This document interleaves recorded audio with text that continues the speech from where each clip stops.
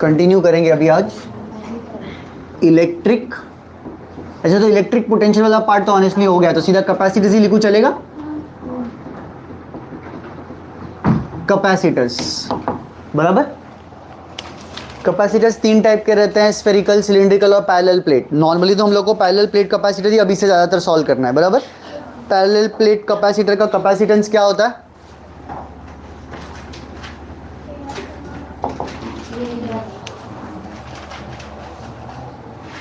Yes, C is equal to A epsilon not divide by D. इसमें capital A का मतलब क्या था?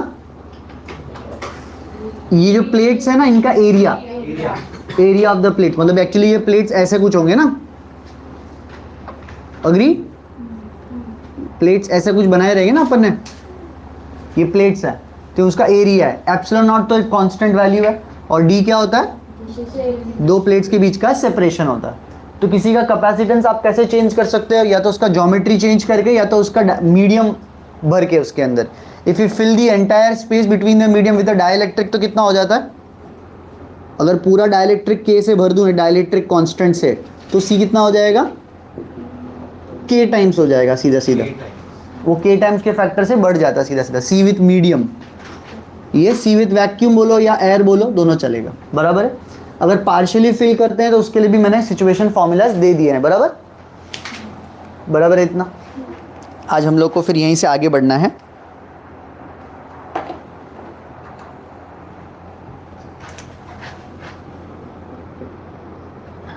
कैपेसिटर्स इन सीरीज से पहले स्टार्ट करें।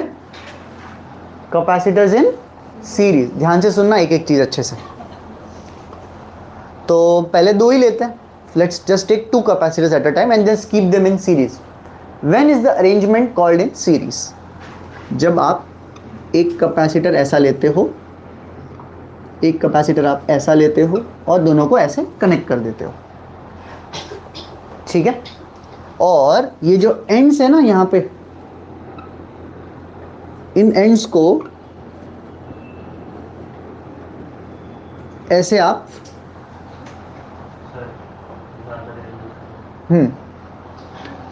एंड्स को आप ऐसे कनेक्ट कर देते हो। अगर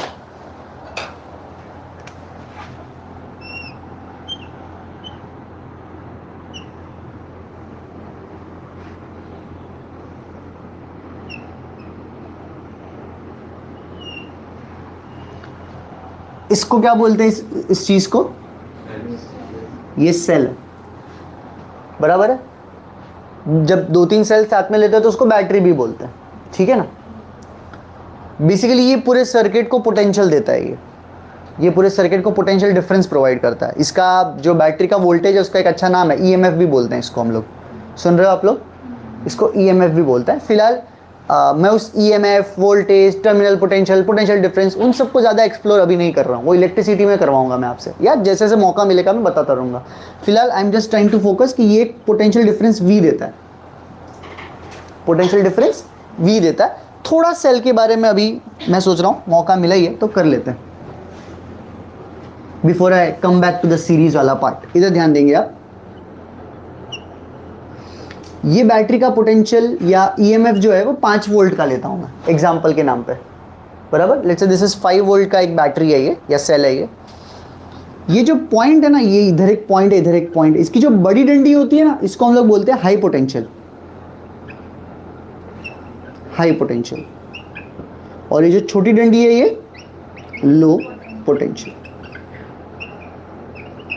हायर पोटेंशियल साइड पोटेंशियल और लोअर साइड जो पोटेंशियल है, इनके बीच का जो डिफरेंस होता है ना, वो हमेशा इसके बराबर ही होना चाहिए। The difference between the potential at this point and this point should always be equal to the EMF of this cell.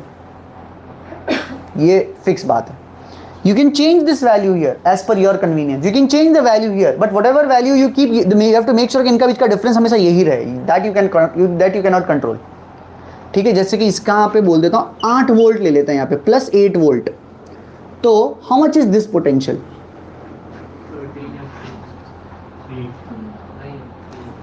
तो मैं बोल सकता हूँ हायर ये है, so can I write 8 minus x should be equal to 5? तो 8 minus 5 should be equal to X, तो बोल सकता हूँ 3 इज इक्वल टू एक्स, मतलब ये 3 वोल्ट है।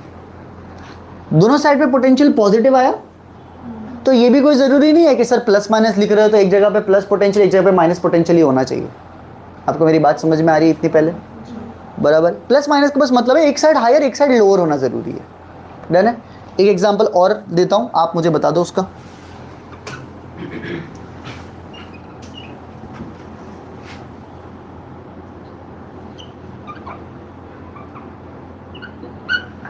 टू वोल्ट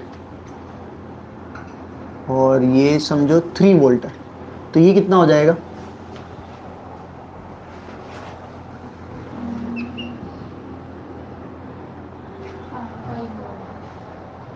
क्या बोल सकता हूँ यहाँ पे, इस बार x माइनस 2 मिलके 3 होना चाहिए, तो x is equal to 5 volt. समझा क्या सब लोग को? बराबर है। ये पोटेंशियल डिफरेंस क्रिएट करता है, और ये जो आपने लिखा है इनको क्या बोलते हैं? सिर्फ potentials. These are only potentials. Potential at this point, potential at this point.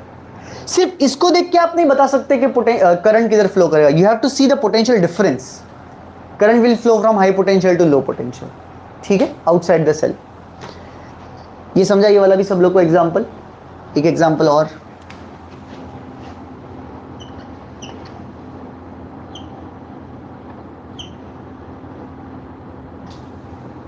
यहाँ ये है 10 वोल्ट की बैटरी और ये है 5 वोल्ट की बैटरी, नहीं 4 वोल्ट की battery.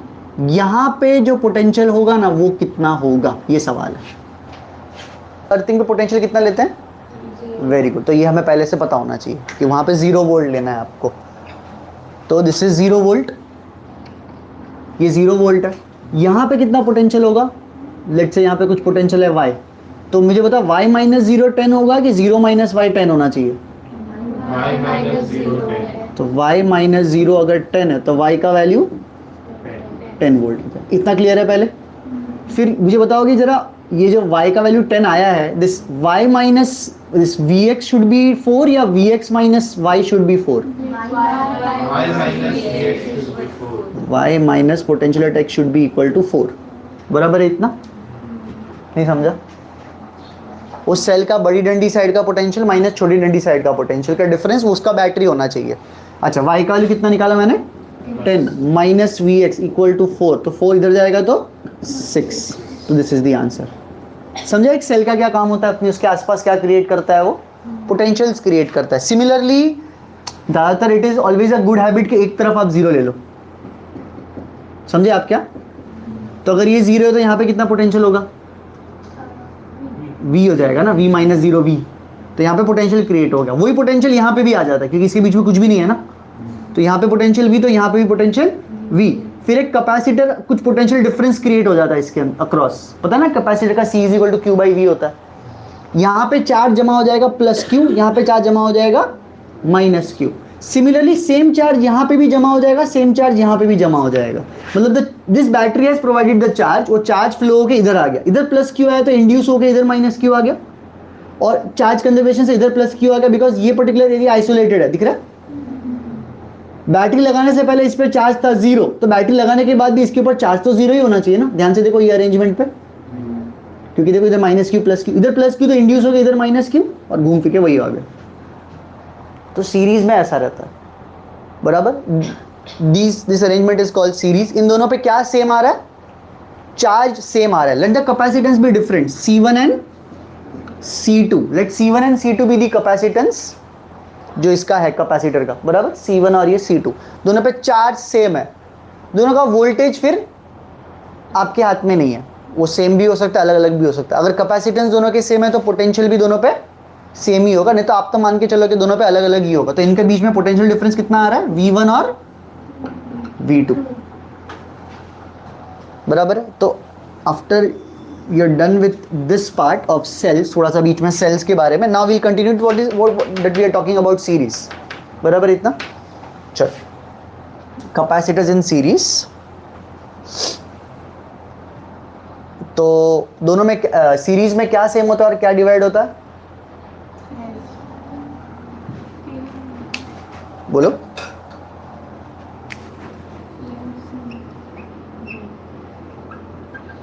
In series charge is same and potential divides. In series charge is same and potential divides. In series charge is same and potential divides. ये चीज सीरीज में होती है, बराबर है इतना।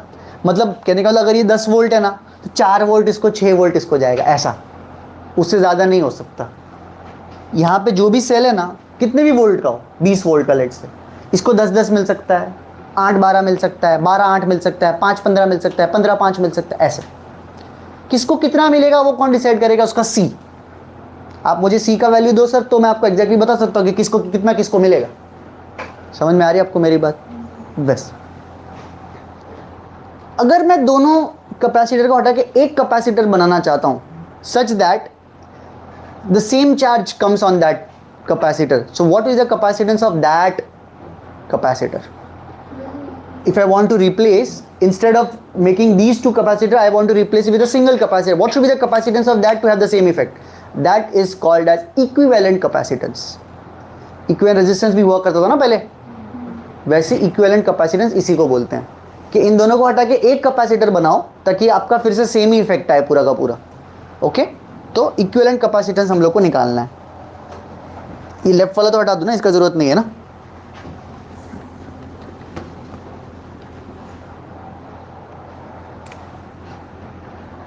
तो इक्विवेलेंट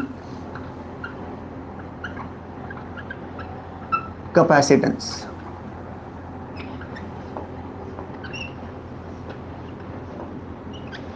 ये सेम बैटरी फिर लगा दो, इस बार पूरी की पूरी पोटेंशियल इसी अकेले को मिल जाएगी, सेम चार्ज, बस सी इक्विवेलेंट खुद निकालना है। ठीक है, चलो कैसे करेंगे हम लोग। हमें बोला हुआ है कि डिवाइड होता है ना पोटेंशियल, तो can I write V will be equal to V1 plus V2, फिर V is V1 plus V2, या फिर इनफैक्ट बिफोर ये लिखने के लिए कैपेसिटेंस का formula C is equal to Q by V होता है ना।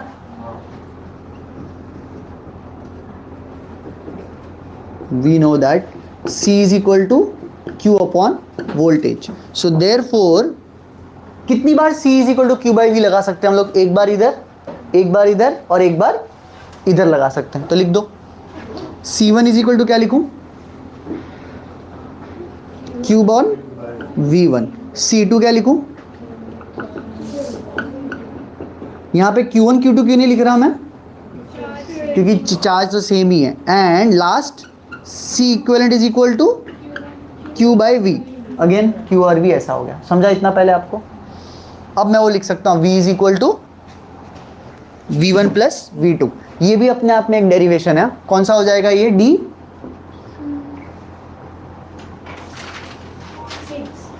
ये D6 हो जाएगा। C equivalent is Q by V। Now V की जगह क्या लिखना था? लिखना देते V1 प्लस V2। V की जगह क्या लिखूं मैं यहाँ पे? V की जगह पे क्या लिखूं? Q upon C equivalent. और V1 की जगह पे और V2 की जगह पे क्या ये एक एक Q काटूं या तीनों Q काट सकता हूं? कट सकते हैं, एक एक नहीं, बीच में प्लस है ना, तो पहले Q को कॉमन लेना फिर कट कर सकते हैं। तो यस, तीनों Q कट सकते हैं। तो क्या बचेगा? C equivalent is 1 by C1 plus C2। तो इक्विवेलेंट कैपेसिटेंस अगर सीरीज में निकालना हो तो आपको रेसिप्रोकल वाला फॉर्मूला लगाना पड़ता है। अगर आपको याद होगा 10th में तो रेजिस्टर्स इन पैरेलल में ऐसा करना पड़ता था। सीरीज में तो डायरेक्ट ऐड कर सकते थे आप रेजिस्टर्स में, ठीक है ना। यहाँ पे उल्टा है, यहाँ पे कैपेसिटेंस इन सीरीज में रेसिप्रोकल का फॉर्मूला है और कैपेसिटेंस इन पैरेलल में सीधा एडिशन वाला फॉर्मूला है। आ रहा है आपको मेरी बात समझ में? कुछ पक्का? जरा खत्म कर लो इसको अच्छे से। सर आप करा दोगे ना? हाँ हाँ मैं करा दूंगा ना।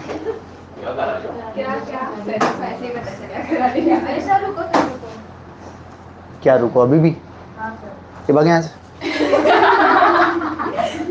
मैं नाश्ता करके आ गया, सब हो गया, तुम लोगों ने आधी गॉसिप शेयर कर ली। और अभी बोल रही है कि लिखना बाकी।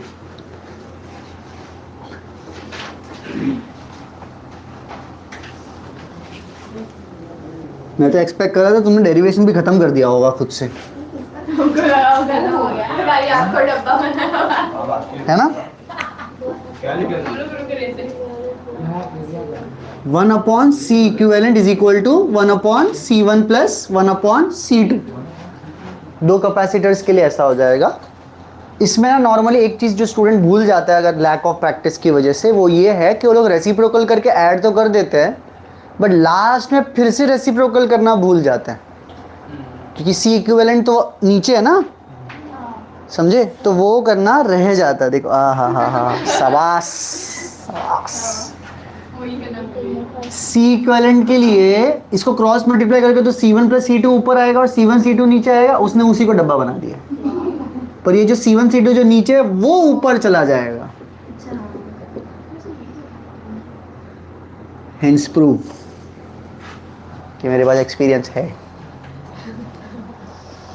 C equivalent is C1 C2 by C1 plus C2। ठीक है, तो ये भी चलेगा। एक्चुअली मल्टीपल कैपेसिटर्स होंगे तब तो रेसिप्रोकल वाला ही काम आएगा, तो दो होता है तो ये जल्दी हो जाएगा। ठीक है, तो eight this point mathematical barrier ना आए तो मैं फटाफट दो वैल्यूज देता हूँ आप लोग को, आप मुझे बस उसका C इक्विवेलेंट फटाफट निकाल के दे दो। समझ में है मेरी बात? एकदम रफ में ही करना है। मैं फटाफट दो वैल्यूज देता हूँ आपको, आप मुझे बस जल्दी से जल्दी C इक्विवेलेंट निकाल के दे दो उसका। बराबर है? इतना करो। 6 और 3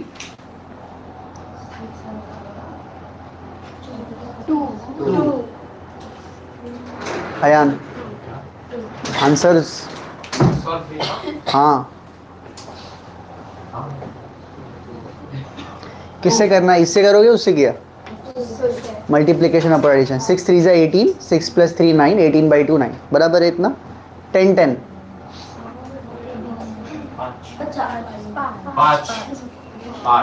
10 और 10 5। Very good. 100 और 100 जब दो सेम होते हैं ना तो डिवाइड बाय 2 करना होता है सीधा सीधा। आ रही बात समझ में? बराबर है। 4 और 8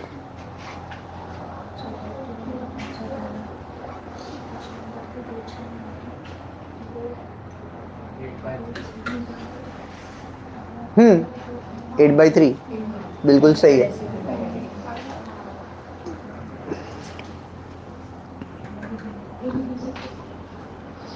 टेन 20 20 तीन कैपेसिटर्स सीरीज में 10 20 20। तीन के लिए ऐसा कोई फॉर्मूला नहीं है C1 C2 C3 अपॉन, ऐसा कुछ नहीं है। तीन के लिए आपको तीन के लिए ये लगाना पड़ेगा।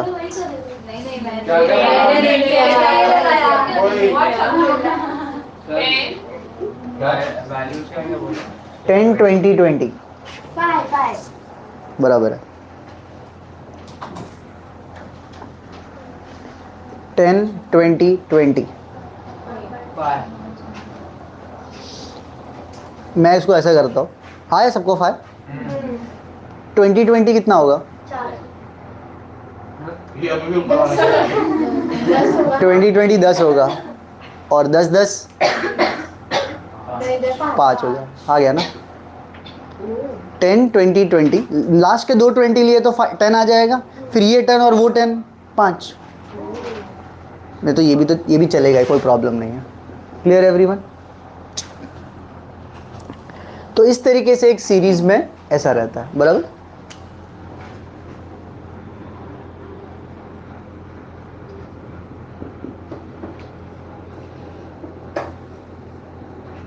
ये C1 है, ये C2 है, ये V1 है और ये V2 है। अगर कोई आप बैटरी लगाते हो V बैटरी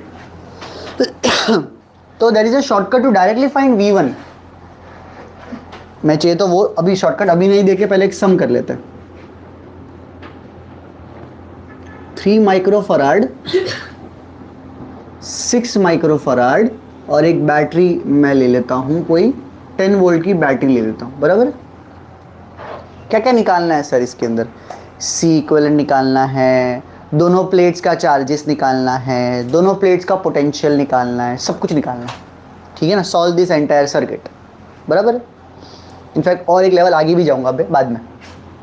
तो पहला find C equivalent, I think ये सबने निकाल लिया होगा।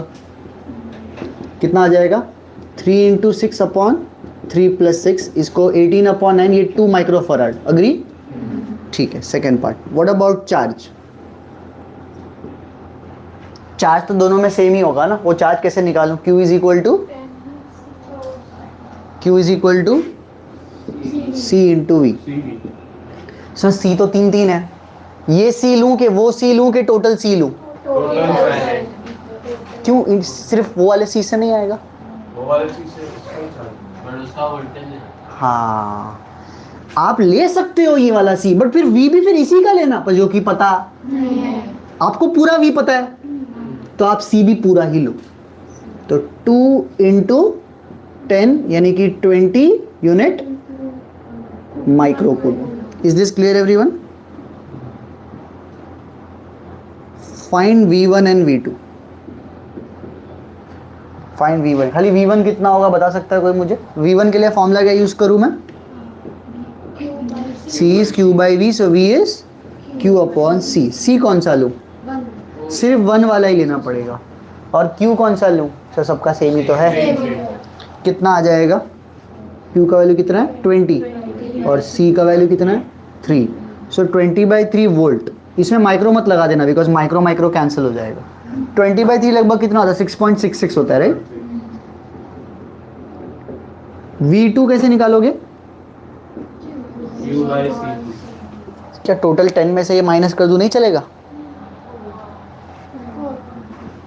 बराबर 10 माइनस 6.66 यानी कि 3.33 वोल्ट। क्या मेरी कुछ बात समझ में आ रही है आप लोगों को? पक्का क्लियर है? ये जो वोल्टेज निकाला है ये पोटेंशियल्स है कि potential difference across the capacitors है? Potential difference across the capacitors है ये, बराबर है? ये जो आप निकाल रहे हो ना V1 V2, ये पोटेंशियल डिफरेंस है कैपेसिटर का। C is equal to Q by V में V जो होता है ना वो पोटेंशियल डिफरेंस ही होता है कैपेसिटर दोनों प्लेट्स के अक्रॉस। ओके 3.34, हाँ वही है अप्रॉक्सीमेटली। 10/3 कुछ आएगा, वो 3.33 लिखते रहो ऐसा।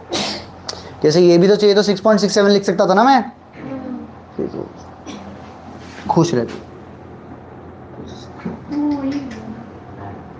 अब ठीक है, चल आपको समझा मेरी बात? पक्का? अगर मैं आपको पोटेंशियल पूछूं एट द मिडल तो क्या जवाब दोगे? यहां पे पोटेंशियल कितना है? अर्थिंग ले लो, यहाँ पे ये अर्थिंग है तो यहाँ पे पोटेंशियल कितना होगा एनीवन? V at centre. गलत जवाब। अरे सवाल number 4, find potential at centre. 3.33 is absolutely right. क्योंकि अगर ये 0 वोल्ट है तो ये भी 0 वोल्ट होगा। इस कैपेसिटर अक्रॉस कितना पोटेंशियल ड्रॉप है? 3.33। तो ये प्लस प्लेट ये माइनस प्लेट, जो बैटरी का लॉजिक था ना वो यहाँ पे भी लगा सकते हो। इसका मतलब ये कितना हो जाएगा? 3.33 वोल्ट। क्यों? क्योंकि this volt minus this volt should be this voltage, पर ये वोल्टेज कितना है? 3.33। ये कितना है? तो ये भी तो 3.33 होगा ना। अगर आप यहां से देखना चाहते हो तो भी चलेगा, जैसे कि अगर ये 0 है ये 10 है तो ये कितना होगा? 10। ये कितना होगा? 10 वोल्ट। तो अगर ये 10 वोल्ट है, इधर कितने का ड्रॉप आ रहा है पोटेंशियल? इधर कितने का पोटेंशियल ड्रॉप है? 6.67। तो 10 में से 6.67 का ड्रॉप करोगे तो कितना बचेगा? वही आया। फिर से आया समझ में आपको मेरी बात? पक्का क्लियर है सब कुछ? Now I would like to give the shortcut for V1 and V2। Although आपको कैलकुलेट करने भी आ रहा है। V1 का वैल्यू है, मतलब we like to call them as potential divider equation.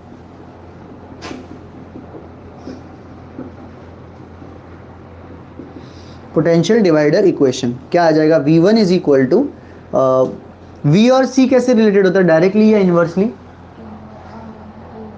C is Q upon V। तो V और C कैसे रिलेटेड है? तो यहाँ पे C2 ऊपर लिखना, नीचे C1 plus C2 into total voltage, ये हो जाएगा V1। और V2 कितना हो जाएगा? C1 upon C1 plus C2 into total voltage. These are the potential divider equations.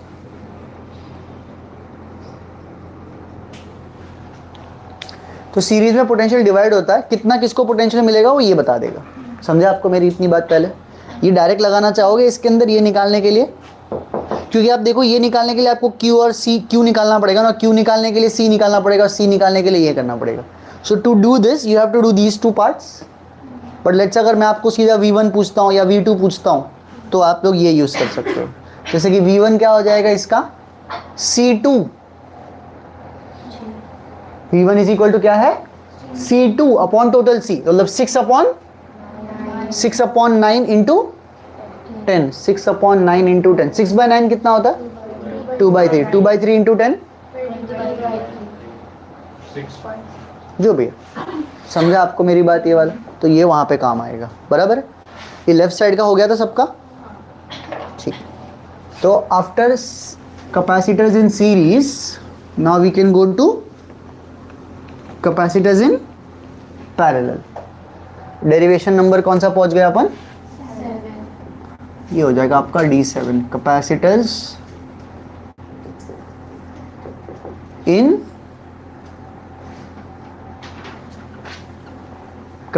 In parallel. Okay, capacitors in parallel. Diagram कैसा बनेगा ध्यान से बताना.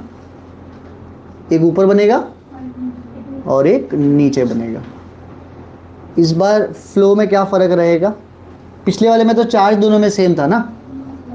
इस बार इधर से जो चार्ज निकल के आएगा ना Q चार्ज, वो दो पार्ट में डिवाइड हो जाएगा. चार्ज कंजर्वेशन, यानी कि इस बार ऊपर और नीचे चार्ज दोनों जगह पे शायद अलग अलग होगा. Plus Q1 minus Q1 plus Q2 minus Q2. Capacitance तो पहले से हम ले ही रहे ना C1 और C2. इस बार दोनों में पोटेंशियल डिफरेंस सेम रहेगा. क्यों सर, कैसे सर, ये देखो फिर से यहाँ पे जीरो ले लूँ चलेगा. ये जीरो तो ये V, इधर देखो ये V तो ये भी V, ये V तो ये भी V, ये भी V, ये भी V. क्या मेरी कुछ बात समझ में आ रही है आपको. ये जीरो तो ये भी जीरो, ये भी जीरो, ये भी जीरो. समझा ये सब, इतना समझ रहा है. आप इन दोनों जगह पे जीरो इसलिए लिख पा रहे हो बिकॉज बीच में कुछ नहीं है. ठीक है. यहाँ पे जीरो तो यहाँ पे जीरो नहीं लिख सकते बिकॉज बीच में बैटरी है. यहाँ पे V तो यहाँ पे V लिख सकते हो, बीच में कुछ नहीं है. यहाँ पे भी V लिख सकते हो, यहाँ पे भी V लिख सकते हो, यहाँ पे भी V लिख सकते हो. यहाँ V लिखा तो यहाँ पे V नहीं लिख सकते बिकॉज बीच में कैपेसिटर है. समझ रहे हो कुछ बात मेरी. बहुत बढ़िया. अभी ये कैपेसिटर के अक्रॉस पोटेंशियल डिफरेंस कितना है, कोई बता सकता है मुझे. V. इसके अक्रॉस तो मतलब आप बोल सकते हो ना कि पैरेलल में क्या डिवाइड होता है और क्या सेम रहता है. In parallel, charge divides and potential difference is same.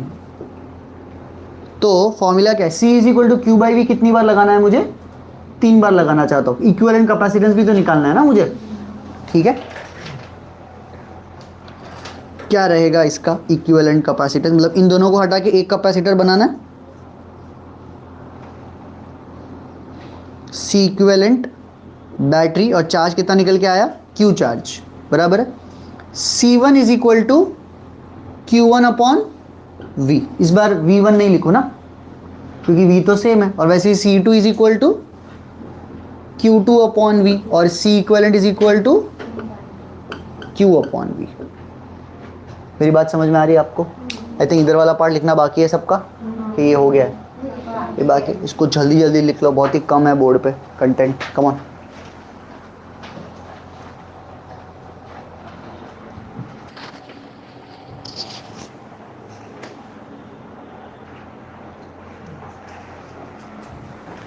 इसके आगे का स्टेप क्या रहेगा. सीरीज में तो हमने ऐसा लिखा था ना, V is equal to V1 plus V2 लिखा था. यहाँ पे उसकी जगह क्या लिखोगे इंस्टेड, क्या बोलते हो. यस.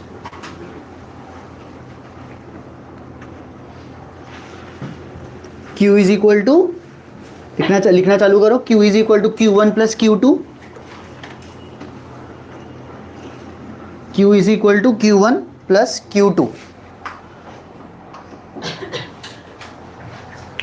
तो अगर Q is equal to Q1 plus Q2 है, Q की जगह पे क्या लिखूं,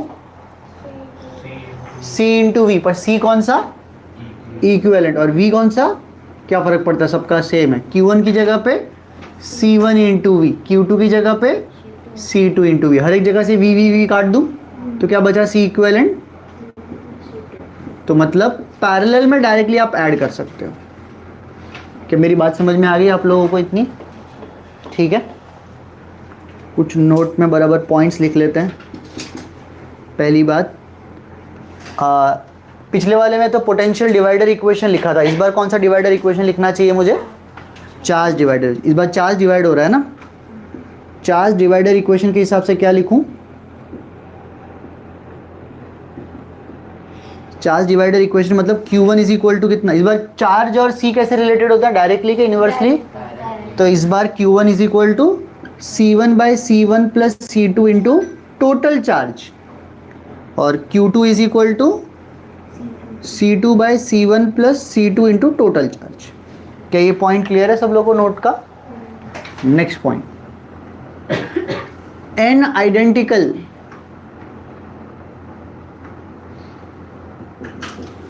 कैपेसिटर्स इन सीरीज अगर लगा दिए आपने तो उसका C इक्विवेलेंट कितना होगा? ऐसा C सब सीरीज में लगा दिए n कैपेसिटर्स, तो C इक्विवेलेंट कितना हो जाएगा? 1/C 1 plus 1/C plus 1/C plus 1/C, ऐसा करते हो n/C हो जाएगा। सुन रहे हो मेरी बात? तो फाइनली C इक्विवेलेंट कितना आएगा? अगर C और C सीरीज में होते तो आंसर कितना होगा? C, एक C और दूसरा भी C है तो C इक्विवेलेंट C तीन है तो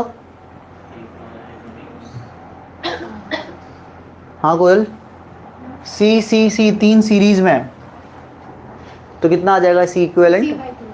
C/3, 1/C plus 1/C plus 1/C 3/C, 3/C का उल्टा किया तो C/3, और 4C हुए तो C/4, 5C हुए तो NC हुए तो, समझा आपको ये?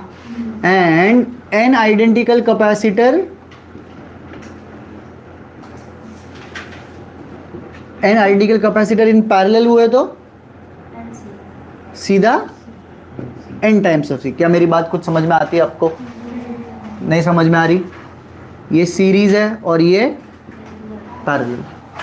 क्लियर एवरीवन इतना? ये तीनों नोट, ये दोनों पॉइंट्स क्लियर है नोट के? चलिए गुड इनफ। तो पैरेलल का तो अलग से सम नहीं कराओ ना, समझ में आ जाएगा ना खुद ही, बराबर है? तो सीधा एक कॉम्बिनेशन वाले ही ले लेते हैं अपन। अगर मैं आपको 3 कैपेसिटर्स देता हूं तो आप उस तीनों को कैसे अरेंज कर सकते हो? सीरीज में अरेंज कर सकते हो, पैरेलल में अरेंज कर सकते हो, या फिर 2 सीरीज 1 पैरेलल। ओके, तो लेट्स से अगर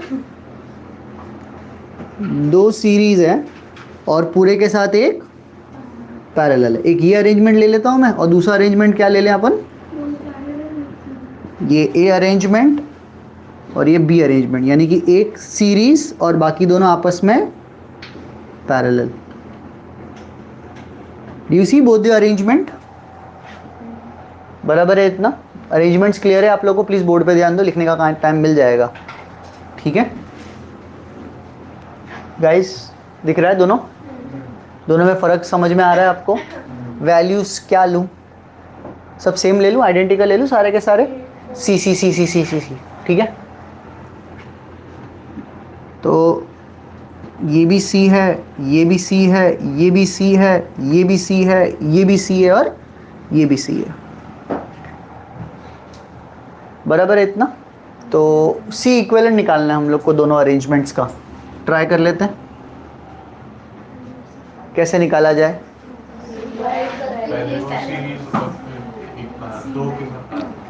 तो पहले अरेंजमेंट में आप बता रहे हो कि सर पहले आप ऊपर के इन दोनों को सीरीज में ले लो, इसका जो आंसर आएगा उसको फिर इसके साथ।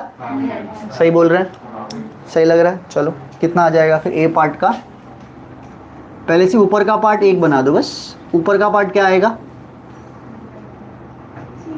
C और C सीरीज में है तो C/2, और ये C, तो C इक्वलेंट कितना आ जाएगा अभी आपका? C प्लस C/2 यानी कि 3C/2। किसी को डाउट है इसमें? क्या समझा? क्या ब्रिज समझ गया? पक्का? नीचे पहले क्या करोगे? पहले इन दोनों को पैरेलल में सॉल्व करना पड़ेगा आपको, बराबर, और फिर वो पहले वाले के साथ सीरीज में। तो कितना आ रहा है यहाँ पे? बी पार्ट में ये पहले वाले को कुछ मत करो, दूसरा वाला जो है वो 2c हो गया और ये c बचा। c equivalent for c and 2c is 2c/3। उल्टा करना भूल गए फिर से, बराबर। 2 1 जा 2, 2 + 1 3, 2/3। आया समझ में आपको दोनों ये चीज़ें? पक्का क्लियर है? अगर मैं Q चार्ज भेजता हूँ अंदर दोनों अरेंजमेंट में, तो किस कैपेसिटर पे कितना चार्ज जाएगा? If I send a charge Q in both these arrangement, how much charge will be flowing through them? Find the capacity on each of them. Find the charge on each of them. अगर मैं यहाँ पे charge भेज देता हूँ Q, यहाँ पे charge भेज देता हूँ Q, तो किस पे कितना कितना जाएगा?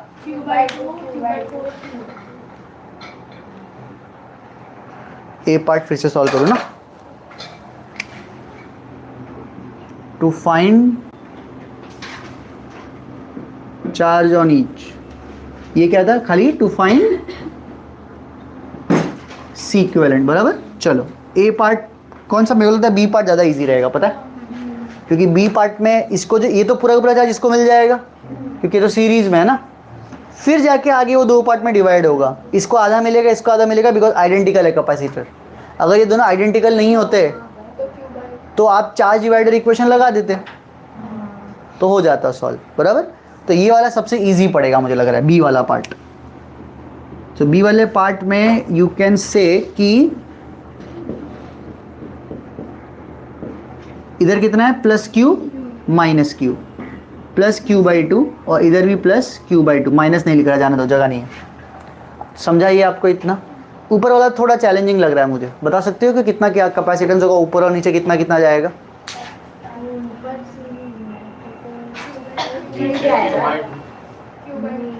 ऊपर का रास्ते का C और नीचे के रास्ते का C सेम, तो आप आधा आधा नहीं कर सकते। समझा आपको? Very good, keep coming. आप गलत आंसर बताते हो तो रीजन मैं बताता रहूँगा क्यों गलत है। q/2 क्यों नहीं होगा ये क्लियर है सबको? फिर से कभी नहीं सोचोगे ना गलत ऐसा। आपको पूरा रास्ता देखना पड़ता है, आप खाली इमीडिएटली ऐसा मत देखो सर ये C और ये C तो सेम है ना, नहीं नहीं, पूरा रास्ता। हाँ 2/3q बराबर है। चार्ज डिवाइडर इक्वेशन लगा सकते हो आप। ये C1 का मतलब ऊपर वाला C, ऊपर वाला C कितना है टोटल? c/2 है, तो c/2 इधर लिखना है, इधर भी c/2 और इधर C लिखना है, और सॉल्व करके आपको Q1 मिलेगा। निकालो Q1। Q1 is equal to, ऊपर का C है c/2 और नीचे का C है, टोटल C है c/2 + C। समझे क्या? कितना आएगा?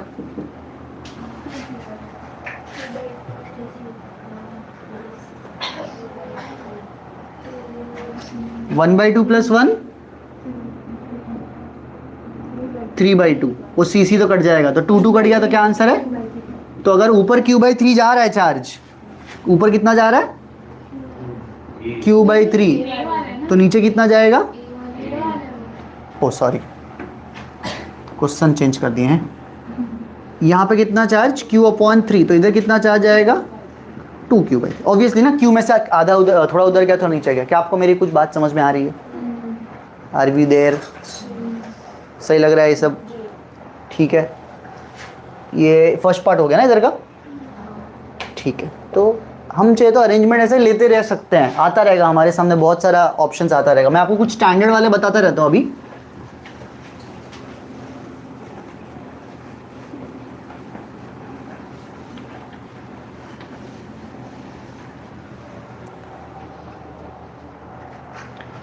इधर देखेंगे। यस बताओ, चल।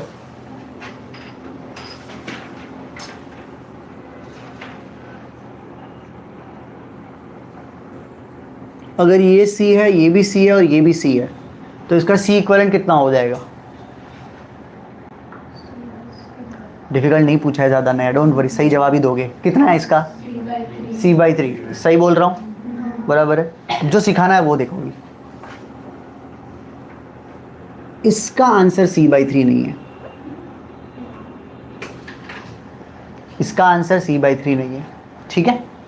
तो इसका आंसर है क्या? The method that I like to use in explaining this is called as point potential method. Point potential method. अब अच्छे से स्टोरी सुनना चार्जेस की, पॉइंट्स की, और आप बताना कि sir this sounds like a series arrangement और sounds like a parallel arrangement. Okay, पहली बात तो ये सीरीज अरेंजमेंट नहीं है, ये बिठा लिया अपने दिमाग में, क्योंकि मतलब क्या पता आंसर रिजल्ट बाद में निकले, बट सीरीज वो वाला सीरीज तो नहीं जो तुमको लग रहा है, क्योंकि यहाँ से जाते ही 2 पार्ट में डिवाइड होगा ना चार्ज, थोड़ा इधर चला जाएगा। अब सीरीज मतलब इधर जो चार्ज जा रहा है वही आगे जाना चाहिए, वही आगे जाना चाहिए, बट यहाँ पे तो क्या रास्ते बहुत अलग अलग है सबके पास। चलो तो कैसे सॉल्व करना है ध्यान से देखेंगे इसको। इसको मैं लिखता हूँ A और इसको मैं लिखता हूँ B, और कहाँ कहाँ पे मैं A लिख सकता हूँ, मिनी पॉइंट्स आ जाए, ये पॉइंट है, ये पॉइंट है, ये पॉइंट है, ये पॉइंट है, ये पॉइंट है, ये पॉइंट है, ये पॉइंट है, ये पॉइंट, जितने भी वो टर्न्स है ना या जंक्शंस है ना, जंक्शंस वो सब पॉइंट्स है मेरे। Point potential, I want you to write potential at that point, इधर A लिखो या B लिखो, या आपको लगता नहीं सर यहाँ पे तो A और B में से कुछ नहीं होगा तो कुछ X लिखेंगे फिर तो बराबर है। फाइन, चलो बताओ इधर क्या लिख सकता हूँ, क्योंकि बीच में कुछ नहीं है ना उसके। और बताओ यहाँ पे क्या लिख सकता हूँ, यहाँ पे, यहाँ पे, यहाँ पे नहीं लिख सकता फिलहाल, बराबर। और बताओ यहाँ पे, यहाँ पे, यहाँ पे, यहाँ पे, आई थिंक सब पॉइंट्स कवर हो गए। अब एक एक कैपेसिटर की स्टोरी ध्यान से सुनो। इसके अक्रॉस पोटेंशियल डिफरेंस कितना है, A और B। ये बोलता है मेरे इधर A है, मेरे उधर B है, और कुछ भी नहीं है। ये बोलता है मेरे भी इधर है, मेरे भी इधर B है। ये बोलता है मेरे भी इधर उधर A और B है, मतलब ये तीनों सीरीज में लेफ्ट और राइट के पॉइंट सेम नहीं होते हैं, पैरेलल में लेफ्ट और राइट के पॉइंट सेम होते हैं। पैरेलल जब बनाया था तो उधर भी मालूम है V और 0 लिखा था, तो ये एक्चुअली पैरेलल की स्टोरी है। ये किसकी स्टोरी है, पैरेलल की स्टोरी है। ये बोलता है मैं A और B के बीच में हूँ, ये बोलता है मैं भी A और B के बीच में हूँ, मैं भी A और B के बीच में हूँ, मतलब तीनों स्टार्ट एक ही जगह से हो रहे हैं और एंड एक ही जगह पे हो रहे हैं। All three are starting from the same point, सब लोग A से ही शुरू हो रहे हैं, 1 2 3, और तीनों खत्म भी एक ही जगह पे हो रहे हैं। आप मेरी बात समझ पा रहे हो क्या, ये है C, तो इसका C इक्विवेलेंट कितना होगा, ठीक है इतना। चार्ज का फ्लो बताऊं, आगे बढ़े एक स्टेप आगे। चार्ज जब जाएगा तो इसकी यहाँ से क्या हो जाएगा, 2 पार्ट हो जाएगा, थोड़ा इधर जाएगा, ये इधर पहुंचा और ये इधर पहुंचा, फिर इधर से 2 पार्ट में डिवाइड हो जाएगा, फिर और फिर ये दोनों ऐसा आके ऐसा, जैसे कि 3 लोग यहां से स्टार्ट करो, यहां से 3 लोग स्टार्ट करो, 2 लोग यहां पे जाओ और 1 जन सीधा जाओ। जो सीधा जाएगा ना वो इधर पहुंचना चाहता है ना, तो वो ये रास्ता लेगा ही नहीं। जो पर्सन यहां से यहां क्रॉस किया ना उसको यहां तक जाना है, सबको यहां तक जाना है। The person who started walking from here will not take this path, will go the shortcut path, ये शॉर्टकट है उसके लिए। तो एक पर्सन जो इधर से है वो तो इधर चला गया, 2 लोग इधर गए थे ना, इधर पहुंचने के बाद 2 लोग, एक इधर जाएगा और एक उधर जाएगा, एक उधर जाएगा और एक ऐसा घूम के आएगा। चार्ज कितना स्टार्ट किया था, 3Q चार्ज ले लो, 1Q इधर से ऐसा चला गया और 2Q इधर आए, उसमें भी ऐसा 2 पार्ट में डिवाइड होके ऐसे आ गया। समझा आपको ये, फाइन। रियलिटी में तो आप जब लैब में खड़े होंगे, अगर आप प्रैक्टिकल लैब्स में खड़े होंगे तो वायर्स कौन ही ऐसा सीधा सीधा बना के देगा आपको, वायर्स तो टेढ़े मेढ़े ही होंगे ना, वैसा। फाइन, तो ये अरेंजमेंट किस चीज़ का है, पैरेलल अरेंजमेंट है ये। और किस मेथड से हमने सॉल्व किया, ये पॉइंट्स पोटेंशियल लिख दिया हमने अलग अलग जगहों पे, ठीक है। चलो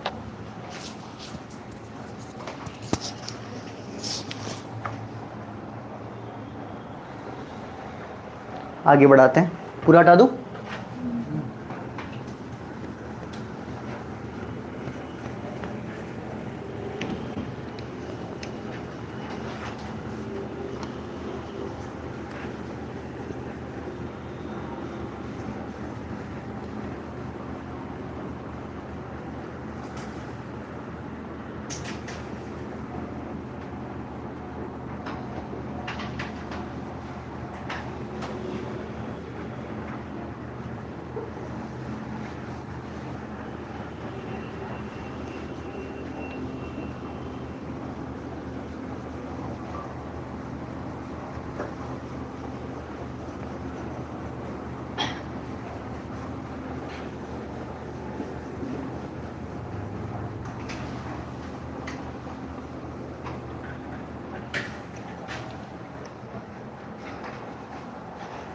ये वाला बैठा दो।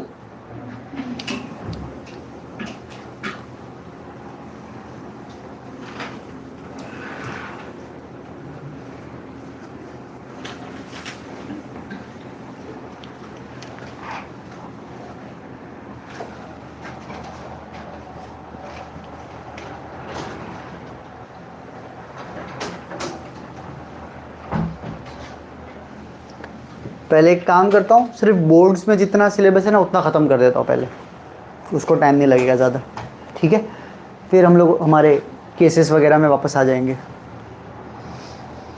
तो सीरीज़ पैरेलल है एक, तो फिर हम लोग को करना है energy stored in a capacitor, फिर करना है एनर्जी डेंसिटी और एक वान डे ग्राफ जनरेटर करके। ये 2-3 टॉपिक्स है, फिर उसके बाद ये ख़त्म हो जाएगा चैप्टर, ठीक है। डेरिवेशन कहाँ पहुँचा है अपना? तो अभी ये D8 लेना है, बराबर।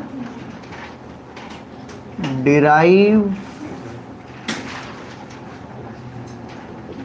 Expression for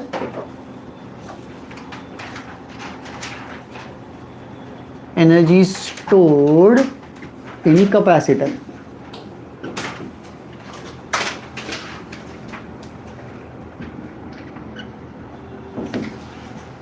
derive expression for energy stored in capacitor, ठीक है। स्टार्टिंग से सुनते आ रहे हैं कि capacitor is a device which is used to store energy. तो वो कितनी एनर्जी स्टोर करता है उसका एक्सप्रेशन यहाँ पे लिखना है हम लोग को, ठीक है। चलो आओ, first will draw capacitor.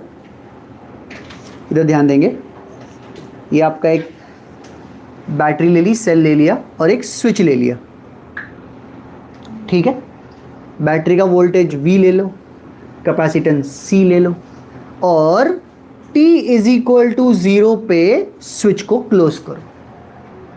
Switch is close at t is equal to 0 and now the current will start flowing in this particular circuit, ठीक है।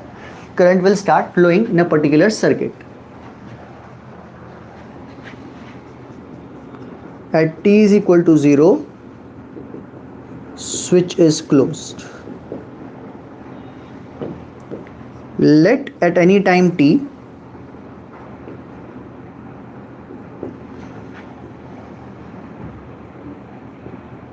current be I, charge on plates be small q। किसी भी instant पे, अभी starting में इसके ऊपर कितना चार्ज है? 0 और थोड़ी देर के बाद इस पे कितना चार्ज आ गया है अभी? प्लस क्यू और माइनस क्यू। और अभी किसी भी इंस्टेंट पे करंट समझो आए है as a function of time, और ये वोल्टेज क्या है अभी फिलहाल V है। एक्चुअली देखा जाए तो कोई भी सर्किट में बिना रजिस्टर के सर्किट बनता नहीं है, तो साथ में एक रजिस्टर भी है इसके साथ, ठीक है। अभी हम लोग को और थोड़ा चार्ज dq लेके जाना है अगर प्लेट के ऊपर। Work done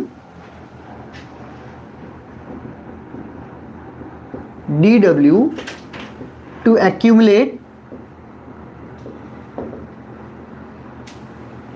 charge dq on plates। कितना वर्क करना पड़ेगा ये करने के लिए? क्या बोल सकता हूँ? Charge into potential. Charge into potential जितना वर्क और करना पड़ेगा, स्टैंडर्ड फॉर्मूला है वर्क डन का, चार्ज इंटू पोटेंशियल, ठीक। V की जगह पे क्या लिख सकता हूं मैं? C is Q by V, तो V is Q by C, बराबर ना। C is equal to Q upon voltage. सही लिखा है मैंने। Now total work done gets stored in the form of energy। total work done gets stored in the form of energy। तो मतलब जब मैंने अगर मुझे एनर्जी चाहिए तो मुझे क्या करना पड़ेगा? Integration of dw। dw की जगह क्या लिखूं मैं?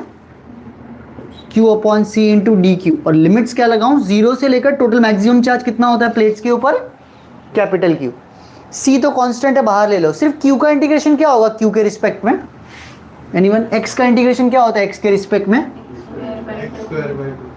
तो वैसे ही ये आपका यहाँ पे 1/c तो बाहर आ जाएगा और इधर क्या आ जाएगा, Q²/2। Very good. 0 से लेकर कैपिटल Q। लोअर लिमिट 0 का तो कोई मतलब नहीं बनता ना यहाँ पे, तो कैपिटल Q सब्स्टिट्यूट करोगे तो क्या दिखेगा,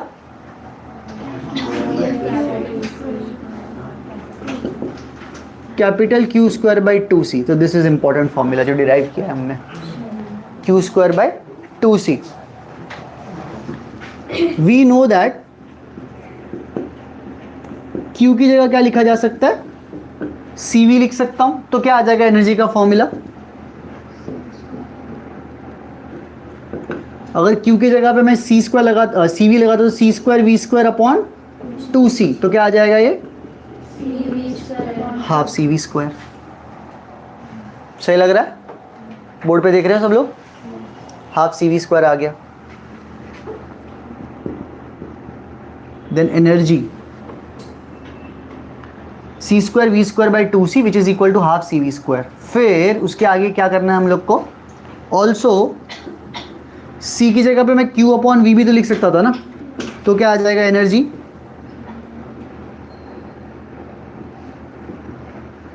ये अगर फर्स्ट पार्ट है, ये आपका क्या हो जाएगा, सेकेंड पार्ट। तो एनर्जी कितना हो जाएगा इस फर्स्ट पार्ट में, C की जगह पर क्या डालने वाला था मैं, Q/V, कितना आ जाएगा ये, हाफ Q इंटू V, ये आपका आ जाएगा थर्ड पार्ट। तो एनर्जी के कितने फॉर्मूलाज हो गए अपने पास, 3 फॉर्मूला हो गए, यही हम लोग को लिखना है तीनों। So energy stored in a capacitor is given by, क्या क्या फॉर्मूला है, Q²/2c, हाफ CV² और QV/2।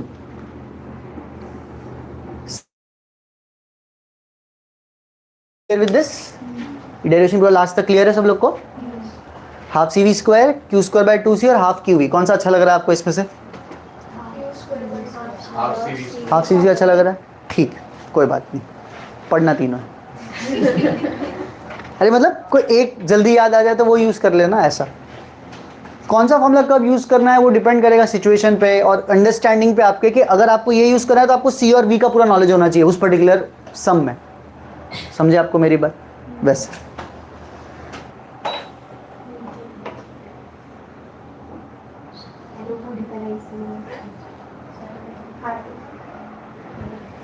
एनर्जी हो गया ना, D9 derive expression for energy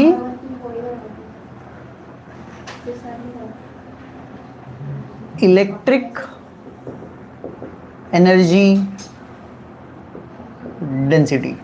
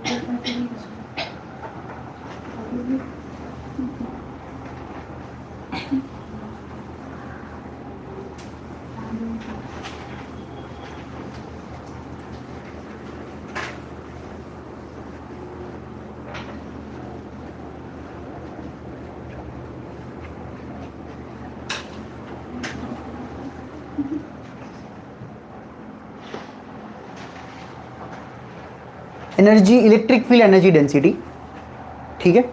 energy density का फॉर्मूला क्या होता है, यस एनर्जी डेंसिटी का फॉर्मूला क्या होगा, डेंसिटी मतलब रेशियो, एनर्जी अपॉन वॉल्यूम। इसका ऐसा यूनिट क्या होगा, जूल पर मीटर क्यूब होगा, बिकॉज एनर्जी जूल में होगी और वॉल्यूम मीटर क्यूब में हो जाएगा। इतना सही लग रहा है पहले आपको, चलो इसको कुछ सिंबल देना है तो दे सकते हैं, कैपिटल U टाइप्स कुछ, ठीक है, या फिर रहने देंगे तो भी चलेगा। एनर्जी डेंसिटी इज, हाँ एनर्जी का कोई भी एक फॉर्मूला ले लो जो हमने वहाँ पे कैपेसिटर्स का लिखा, half C V square, half C V square divide by volume का क्या फॉर्मूला होगा, एरिया इंटू डी चलेगा अगर कैपेसिटर ले लिया तो। एक कैपेसिटर ले लिया जिसमें ये प्लस और ये माइनस और ये इस बीच में फील्ड होगी ना, इलेक्ट्रिक फील्ड ई, और इसके बीच डिस्टेंस डी और एरिया ऑफ द प्लेट ए, और पोटेंशियल डिफरेंस को वी ले सकते हो। नाउ पुट, क्या सी का ये फॉर्मूला हमारे पास है ना, ए epsilon not divide by D, और वी की जगह पे is it okay if I right E into D, formula देखा है कभी ये दोनों? ये तो इसी चैप्टर का है और ये पिछले चैप्टर में देखा होगा स्पेशल केस के नाम पे कुछ, तो V equal to E D, ये दोनों इसमें पुट करके देखो तो क्या आएगा एनर्जी डेंसिटी?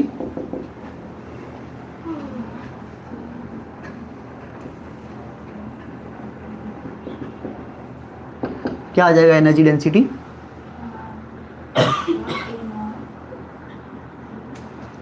हाफ C की जगह पे A epsilon not divide by D into V की जगह पे क्या लिखना था, ई डी का होल स्क्वायर, और नीचे क्या था अपने पास, सिर्फ A इंटू डी, कुछ कैंसिल हो रहा है ऊपर नीचे से, A और A, ये D और D मल्टीप्लाई होगा तो डी स्क्वायर, पर ये फिर D का स्क्वायर, तो बचा क्या, एप्सिलॉन नॉट ई स्क्वायर। यही है एनर्जी डेंसिटी का फॉर्मूला।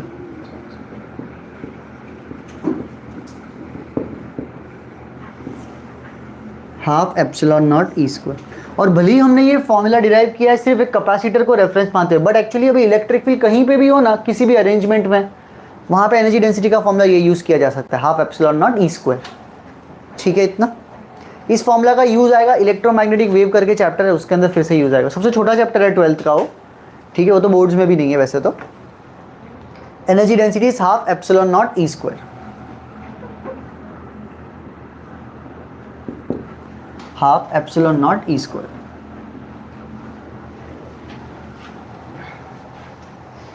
ठीक है, तो ये आपका एनर्जी डेंसिटी हो गया D9। करेक्ट है इतना? इसके अलावा और कोई डेरिवेशन नहीं है चैप्टर में। फाइन। एक टॉपिक है वान दे graph generator.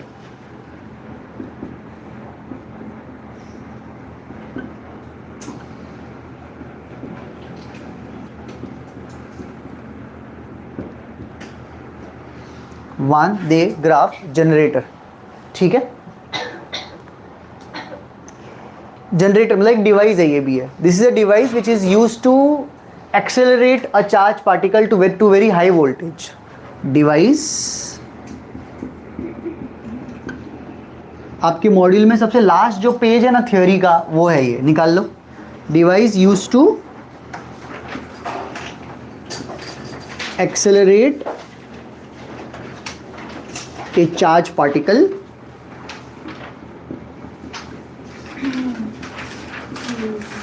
by high potential difference, by high potential difference। ठीक है, इतना मिला सब लोग को? Device use to accelerate a charge particle by high potential difference. आपके बोर्ड्स के टेक्स्ट बुक में भी सेम चीज़ मिल जाएगी आपको, तो वो पढ़ो ये पढ़ो, एक ही बात है। ठीक है, उल्टा इनफैक्ट इसके अंदर थोड़ा इन्फॉर्मेशन ज़्यादा ही मिलेगा ऑब्वियसली, वो जो इक्वेशन है वो सब बोर्ड्स के टेक्स्ट बुक में नहीं है। फाइन, चलो डायग्राम पहले समझने का ट्राई करते हैं हम लोग। मैं बनाने का ट्राई करता हूँ पहले तो। ये एक बेल्ट है, ये कन्वेयर बेल्ट है। ये कन्वेयर बेल्ट का मतलब समझ में आता है? बेल्ट ऐसा घूम रहा है, ठीक है ना। इसको यहाँ पे पुली वगैरह भी बोलते हैं, P1 और P2। P1 और ये P2, यहाँ पे चीज़ें लिख देता हूँ। P1 इज पुली, पुली 1, पुली 2। इसके ऊपर एक बेल्ट है, यहाँ पे इसकी बाजू में एक कोम लगा के रखा हुआ है, स्पाइक्स वाला। ठीक है, कंडक्टिंग है, मेटालिक है, और इसको एकदम हाई वोल्टेज का सप्लाई दिया हुआ है यहाँ पे। HV मतलब हाई वोल्टेज, ये C1 मतलब कोम 1। तो क्या होता है कि यहाँ पे आप चाहिए तो इसको भी अर्थिंग कर दो। यहाँ पे हाई वोल्टेज जो सप्लाई देता है ये, इसकी वजह से यहाँ पे चार्जेस इकट्ठा हो जाते हैं और ये चार्जेस धीरे धीरे लीक करने लगते हैं और बेल्ट पे चले जाते हैं। ये चार्जेस लीक होके बेल्ट पे आ जाते हैं और बेल्ट इन चार्जेस को ऊपर लेके चला जाता है और ऊपर फिर एक और कोम्ब है C2, बराबर है। इस कोम्ब 2 में चार्जेस इंड्यूस होने लगते हैं और ये जो कोम्ब है ये एक मेटालिक स्फीयर से कनेक्टेड है, एक मेटालिक स्फीयर से कनेक्टेड है। ऐसा ये जो स्फीयर है ना, स्फेरिकल सरफेस, उससे कनेक्टेड है। अभी इलेक्ट्रोस्टैटिक्स में एक थियोरी है कि अंदर आप कहीं पे भी चार्ज रखो तो ऑटोमेटिकली सारा चार्ज सरफेस, स्फीयर के सरफेस पे चला जाता है। तो ये जो चार्ज यहां से स्टार्ट हुआ था वो अब यहां पहुंच गया है। एक स्फीयर कितना पोटेंशियल क्रिएट करता है, KQ/R, उतना पोटेंशियल क्रिएट कर रहा है। धीरे धीरे चार्ज एक्यूमुलेट होता ही जा रहा है, होता ही जा रहा है, होता ही जा रहा है और आपके कंडक्टिंग सरफेस पे ऊपर पोटेंशियल बढ़ता ही जा रहा है, बढ़ता ही जा रहा है। ठीक है, ये पूरा सेटअप किसी डिवाइस के अंदर, किसी केसिंग के अंदर ऐसा इनक्लोज किया गया होगा। ऐसा ये सब कुछ किसी एक केसिंग के अंदर है। ठीक है,